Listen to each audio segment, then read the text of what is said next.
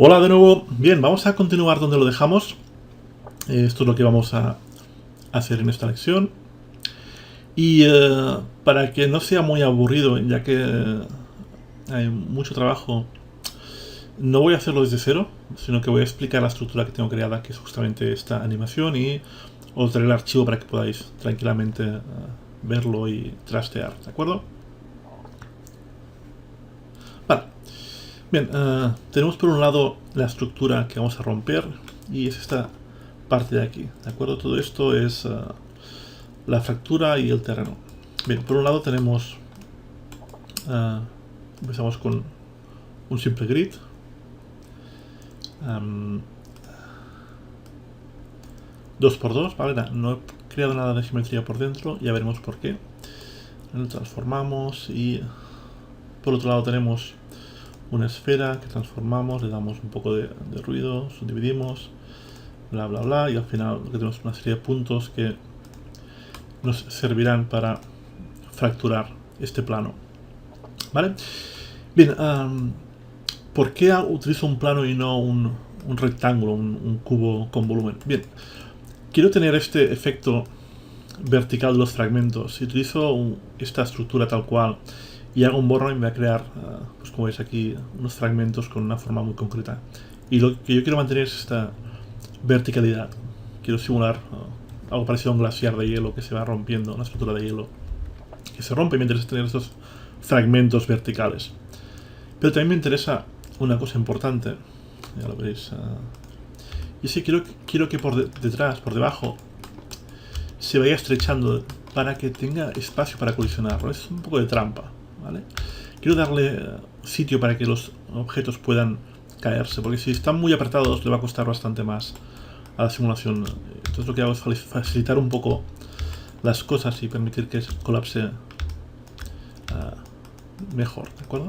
De forma que lo que hago es que estrecho por debajo cada fragmento, ¿vale? Para ello lo que hago es un nodo connectivity y un nodo for edge. Dentro del nodo for edge lo que hago es, bien, primero hago una extrusión bastante delgada de la parte superior y luego es cuando quiero estrecharlo, y para ello lo que hago es, por un lado, voy a borrar la parte de abajo, que es la que no quiero seleccionar, y por otro lado quiero seleccionar la parte superior, ¿vale? Y para hacerlo lo que hago es ir a la pestaña normal y veis que determino un ángulo de una dirección, con lo que me aseguro que va a seleccionar la parte de debajo, ¿de acuerdo? Ya que lo que no quiero es seleccionar manualmente la parte de debajo. Podría hacerlo, pero no me interesa, ya que lo que quiero es un sistema que esté automatizado, ¿vale? Vale, una vez tengo seleccionado esta parte, lo que hago más abajo es, como veis aquí, he creado un grupo con el nombre fondo, y es aquí más abajo donde selecciono el grupo fondo y hago una extrusión y le doy un poco, hago que se estreche un poquito, ¿vale? Esta índice lo que hace es estrechar un poco a medida que va extrusionando, ¿de acuerdo? Y utilizo un nodo fuse para asegurarme que, si os fijáis, cambia un poco, ¿vale? Si no utilizo este nodo me va a dar error, ya que seguramente hay algún punto que está dando problemas, así que la función de este nodo fuse es asegurarme que todos los puntos estén juntos, ¿de acuerdo? Asegurarme que no hay ningún punto suelto ni nada raro. Y por último lo que hago es una escala de 4 puntos, aquí poner lo que queráis, para finalmente hacer un brono y fracturar esta pieza también en más fragmentos, ¿de acuerdo? Vale. Y con esto lo que consigo es tener la superficie preparada para fragmentar. Me gusta utilizar este tipo de forma de fragmentar porque, si os fijáis, se generan una serie de caminitos a veces que pueden ayudar a crear un interesante efecto. Mientras que utilizamos un Voronoi únicamente con puntos, aparte de que todos los puntos son muy uniformes, todos los fragmentos son uniformes, no consigo ese tipo de fragmentos que luego, ya no los fragmentos sino estas estructuras. Veis que por aquí hay como un caminito y por aquí hay otro. Vale, esto va a ayudar a que luego tenga un efecto más interesante cuando se rompa, ¿vale? Así que siempre intentad, depende de lo que queráis hacer, dedicad un poco de tiempo a conseguir una fractura que permita determinados efectos, que juega a vuestro favor. Vale. Y por último, lo que hago es un assemble, le doy un nombre y luego hago un packet primitive y le doy a cusp edge para que se vea. Bueno. Bien, y por último, aquí tengo este solver que, si os acordáis de la lección anterior, utilizo para activar los fragmentos, y para ello utilizo una esfera de puntos, y lo que hago aquí es tener dos animaciones, la primera más estrecha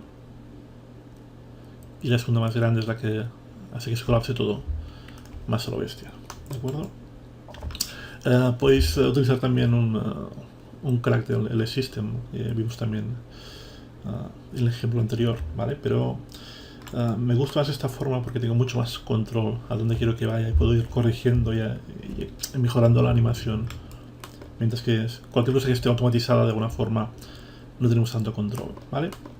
Y por último, pues con un null exporto la geometría para luego en un DOM network es donde importo el objeto.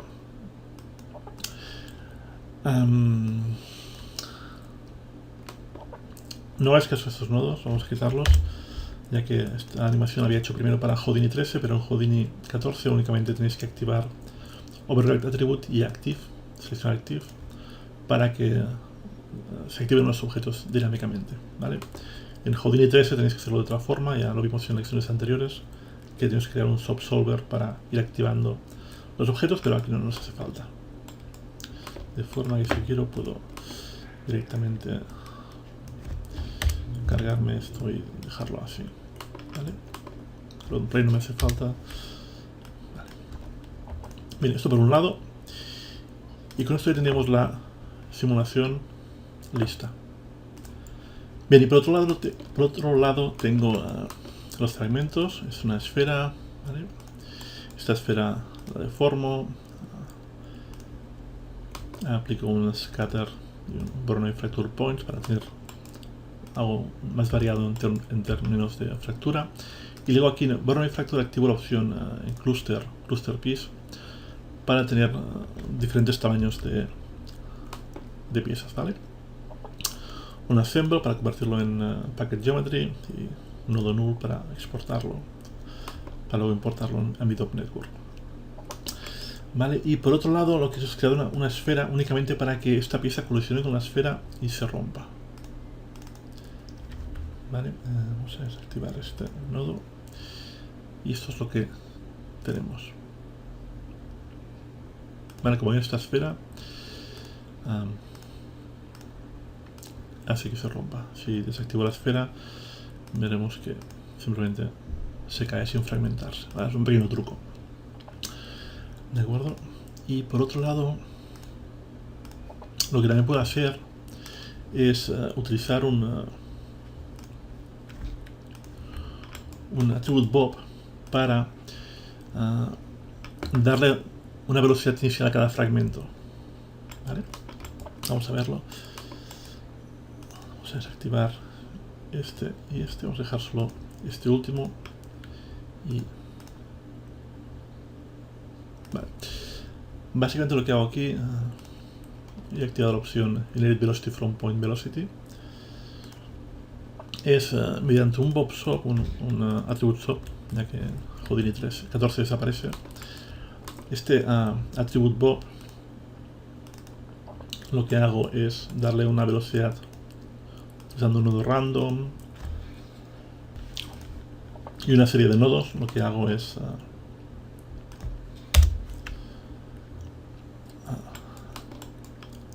agregar una velocidad inicial para que luego dentro de mi DOM network ya tengo una animación para esas piezas. No voy a explicarlo ahora mucho, ¿vale? Voy a explicarlo en la siguiente lección. Voy a dedicar la siguiente lección a explicar este attribute bob, ¿de acuerdo? Si queréis lo podéis ir mirando cómo está hecho, pero en la siguiente lección voy a dedicar más tiempo a explicarlo. ¿Vale? Y lo que hago finalmente es utilizar los tres, ¿vale? En conjunto para tener más variedad. ¿Vale? Consigo un efecto algo más interesante. Vale. Por otro lado, lo que hago es... este nodo delete no me hace falta ahora. Y este merge tampoco, pero... vamos a cambiarlo por un null. Vale, lo que hago es... mediante un nodo timeshift decidir a partir de qué frame empieza esta simulación.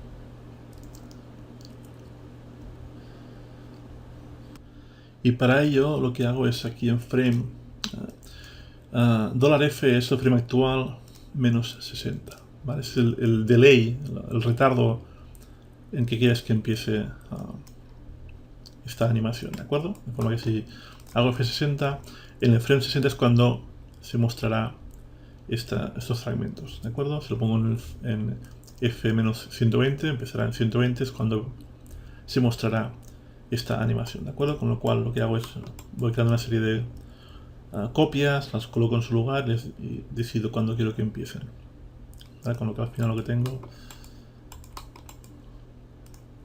es una serie de fragmentos que se irán activando